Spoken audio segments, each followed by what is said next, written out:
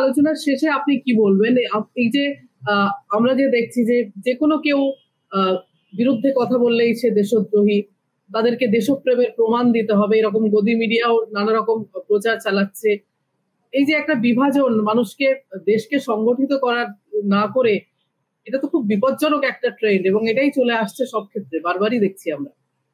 সেই বিপজ্জনক ট্রেন্ড সেটাকে যদি আমাদের দেশের বহু মানুষ, আমি বহু মানুষই বলবো, কারণ তারা ভোট দিয়ে সরকারকে সমর্থন করেছে এবং এই সরকারকে তারা ভোট দিয়ে এনেছে, সেই বহু মানুষ যদি সেটা বিশ্বাস করে বা সেটাকেই যদি সমর্থন করে, তাহলে তার থেকে দুর্ভাগ্য আমার মনে হয় আর কিছু হতে পারে না।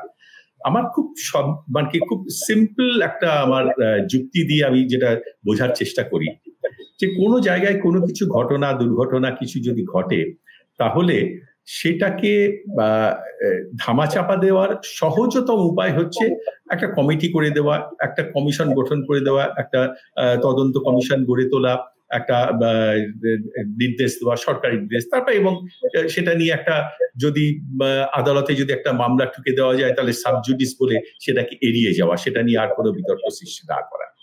কিন্তু যে 23 সাল থেকে যে আন্দোলন সোনম ওয়াংচুক করে আসছেন, এবং এটা মনে রাখতে হবে যে তারা কিন্তু বুদ্ধর অনুগামী যারা, তারা কিন্তু শান্তির পথে তারা এগোয়, তারা কিন্তু হিংস্র হয় না। আমরা সাধারণত আমাদের দেশের বুদ্ধিস্টদের ভেতরে আমরা সেরকম হিংস্রতা দেখিনি, যদিও আমাদের পার্শ্ববর্তী দেশে আমরা শ্রীলঙ্কাতে দেখেছি, আমরা মিয়ানমারেও দেখছি যে বৌদ্ধ ধর্মাবলম্বী তারা কতটা হিংস্র হতে পারে, কিন্তু ভারতীয় বুদ্ধিস্ট যারা রয়েছেন তারা কিন্তু সত্যিই শান্তিকামী। 1 নম্বর।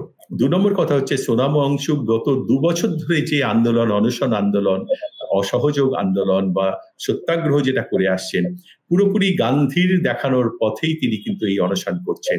আজ পর্যন্ত একটি বারের জন্যও তিনি হিংসার কথা বলেননি। তাহলে এই হিংসা যেটা হলো, 24 তারিখে যে হিংসাটা হলো, কারা করলো, কারা ঘটালো, কারা বিজেপির অফিসে আগুন দিল, পুলিশ কেন, ওখানকার নিরাপত্তা রক্ষীরা লাঠি না চালিয়ে, জলকামান না চালিয়ে কেন প্রথমেই গুলি চালালো, গুলিতে কেন তাদের 4 জনের মৃত্যু হলো, 80 জনের ওপর মানুষ আহত হলো? এটার একটা বিচার বিভাগীয় তদন্ত হবে না? লাদাখের মানুষ আজকে যদি এই সিম্পল ডিমান্ডটা করে, তারা কি অন্যায় করেছে? আজকে যে লোকটা ছিল নয়নের মণি, সে রাতারাতি চোখের বালি হয়ে যাচ্ছে, তাকে তুমি আজকে পাকিস্তানি চর বলে ঘোষণা করে দিচ্ছ। None other than the DG of Ladakh, KT Singh Jamwal, তিনি বলছেন তিনি পাকিস্তানি চর, আমরা পাকিস্তানির একটা এখানে গুপ্তচরকে ধরা পড়েছে, তার সঙ্গে তার যোগাযোগ আছে। বোগাস, একটাও তো প্রমাণ দিতে পারেনি। এবং যে মানুষটি ওই ভায়োলেন্সের পরে সঙ্গে সঙ্গে তার অনশন প্রত্যাহার করে তিনি গ্রামের বাড়িতে চলে গেলেন, তার পরের দিন তাকে গ্রেপ্তার করা হলো এবং এনএসসিতে গ্রেপ্তার করা হলো, সেটা প্রমাণ করার জন্য একটা বিচার বিভাগীয় তদন্তের দাবি জানাবে না? কিসের অসুবিধে আছে? অসুবিধে এইটাই যে এই দাবি যদি মেনে নিতে হয়, তাহলে তারা সোনমকে বা তার পেছনে যে পাকিস্তান বা চীনের উস্কানি রয়েছে, সেটা প্রমাণ করতে তাদের কষ্ট হবে। তারা যে আইনে গ্রেপ্তার করেছে, 1 বছর বিনা বিচারে, বিনা জামিনে তাকে আটক রাখা যায়। আমরা এই ধরনের যে কালা কানুনগুলো দেখছি, সেই কালা কানুনে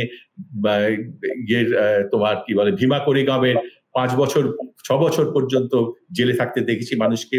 দিল্লি দাঙ্গাতে আজ 5 বছর হয়ে গেছে, এখনো পর্যন্ত তারা জামিন পায়নি, সুপ্রিম কোর্টে রয়েছে। সোনম ওয়াংচুককে 1 বছর 2 বছর ধরে রাখাটা কোনো ব্যাপারই না, সরকার যদি চায়, রাষ্ট্র যদি চায়, এবং সেই রাষ্ট্রের দাবিতে, রাষ্ট্রের আপত্তিকে সেটা যদি গ্রাহ্য করে সুপ্রিম কোর্ট যদি কোনো নির্দেশ দেয়, তাহলে আমি খুব একটা আশাবাদী নয়। সুভাষিস বলছেন যে আশাবাদী মঙ্গলবারেতে, আমার মনে হয় এটা চলবে, এটা বেশ কিছুদিন চলবে, বেশ কিছুদিন টানবে। ওকে, সোনম ওয়াংচুককে এত দ্রুত মুক্তি দেওয়ার জন্য কিন্তু তাকে এনএসসিতে আটক করা হয়নি। সরকার তার মতন করে চেষ্টা করবে তাকে অপমান করতে, তাকে অসম্মানিত করতে, তার বদনাম করতে, তাকে তিনি যা নন সেই তকমাটা তাকে এঁটে দিতে, এবং তাদের যে ইকোসিস্টেম আছে সেই ইকোসিস্টেমে তাকে দেশদ্রোহী বলে প্রমাণ করতে, তার প্রচার করতে। এই জিনিসটা চলবে, এবং সেটা যদি চলে, আমি বলছি যে এটা দুর্ভাগ্য ছাড়া আর কিছু নয়। তার কারণ এটা মনে রাখতে হবে, লাদাখ মণিপুর নয়, লাদাখের দুদিকে রয়েছে পাকিস্তান এবং চীন, এবং তারা ওত পেতে রয়েছে লাদাখ যদি আজকে অশান্ত হয় তাদের থেকে শান্তিতে আর কেউ থাকতে পারবে না, তারা সব থেকে বেশি খুশি হবে। এই সিম্পল বোধটুকু যদি মোদী সরকারের আসে তাহলে মনে করবো যে হ্যাঁ, আমরা একটা বড় বিপর্যয়ের হাত থেকে নিজেদেরকে হয়তো সাময়িকভাবে রোধ করতে পারবো।